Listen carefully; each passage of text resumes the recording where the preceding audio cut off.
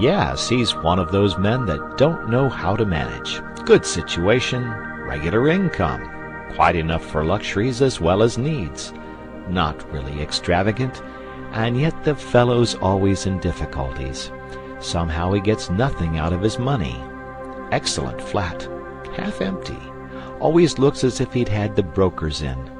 New suit, old hat. Magnificent necktie, baggy trousers.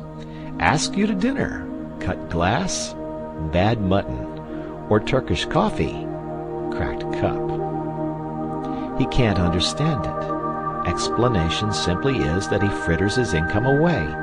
Wish I had the half of it. I'd show him. So we have most of us criticized at one time or another in our superior way. We are nearly all chancellors of the exchequer. It is the pride of the moment. Newspapers are full of articles explaining how to live on such and such a sum, and these articles provoke a correspondence whose violence proves the interest they excite. Recently, in a daily organ, a battle raged round the question whether a woman can exist nicely in the country on £85 a year. I have seen an essay, How to Live on 8 shillings a Week, but I have never seen an essay, How to Live on 24 hours a day. Yet it has been said that time is money. That proverb understates the case. Time is a great deal more than money. If you have time, you can obtain money, usually. But though you have the wealth of a cloakroom attendant at the Carlton Hotel, you cannot buy yourself a minute more time than I have, or the cat by the fire has.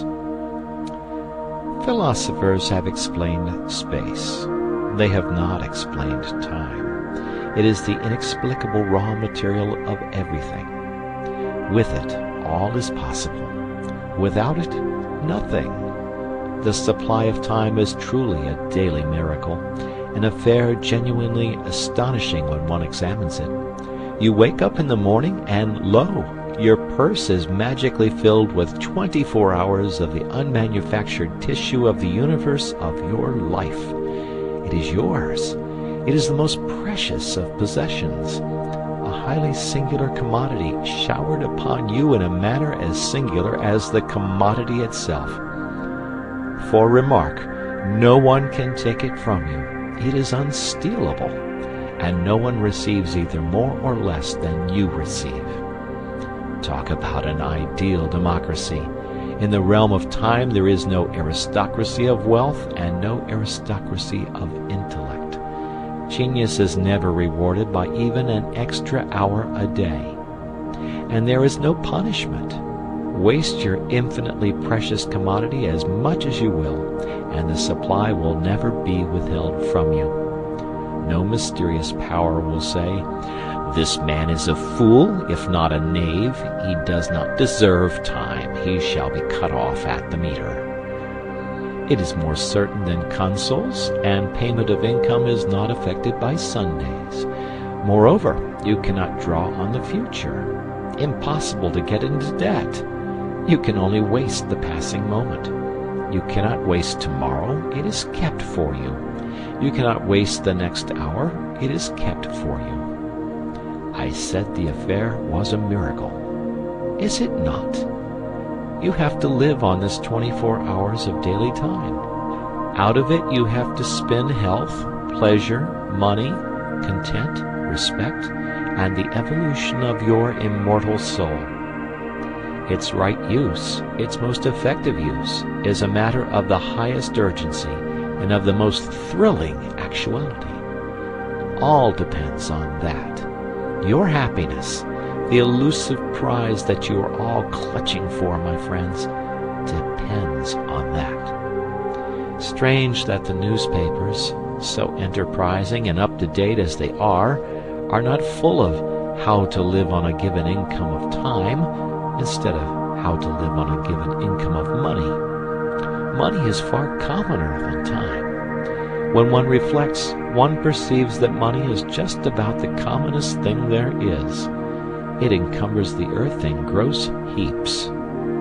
If one can't contrive to live on a certain income of money, one earns a little more, or steals it, or advertises for it. One doesn't necessarily muddle one's life because one can't quite manage on £1,000 a year. One braces the muscles and makes it guineas and balances the budget. But if you cannot arrange that an income of 24 hours a day shall exactly cover all proper items of expenditure, one does muddle one's life definitely. The supply of time, though gloriously regular, is cruelly restricted. Which of us lives on 24 hours a day?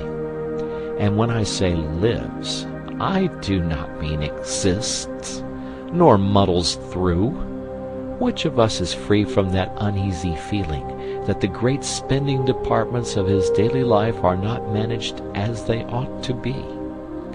Which of us is quite sure that his fine suit is not surmounted by a shameful hat, or that in attending to the crockery he has forgotten the quality of the food? Which of us is not saying to himself, which of us has not been saying to himself all his life, I shall alter that when I have a little more time? We never shall have any more time.